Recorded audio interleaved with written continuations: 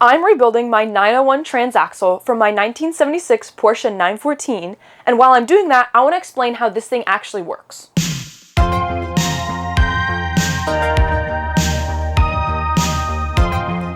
The Porsche 901 Transaxle combines the transmission and the differential, which is what the word transaxle means. So instead of having the gearbox in the front and the differential in the rear, they're all in one piece. As power comes in from the engine, or in my case because I'm making it electric, the motor, it goes to the input shaft, which drives a stack of gears. Each gear pair is a different speed ratio, so lower gears multiply torque for acceleration, while higher gears trade torque for speed. The 901 uses the dog leg shift pattern, which is where first gear is down and to the left.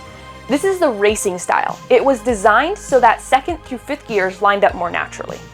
One of the most unique parts of the 901 is its synchronizer system. Instead of the more common Borg-Warner synchros, Porsche used its own bulk ring design. Here we have the synchro rings and the brake band, and when you shift, these parts make sure the speed of the gear matches the speed of the shaft using friction before it engages. So today I'm going to be taking the snap rings off and checking the synchro bands to see if they have any wear or tear. If you shift hard, these parts wear faster, and as you can see here, I'm going to be using these synchros to replace the original ones, which show signs of wear. I'm going to start with fifth.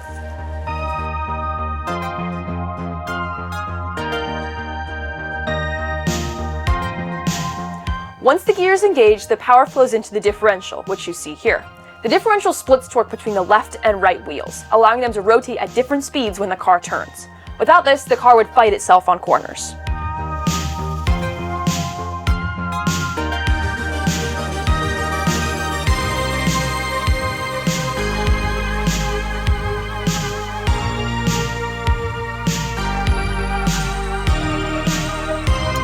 In the 914, the 901 is mounted in the mid-engine layout, which helps keep the weight balanced between the front and the rear of the car.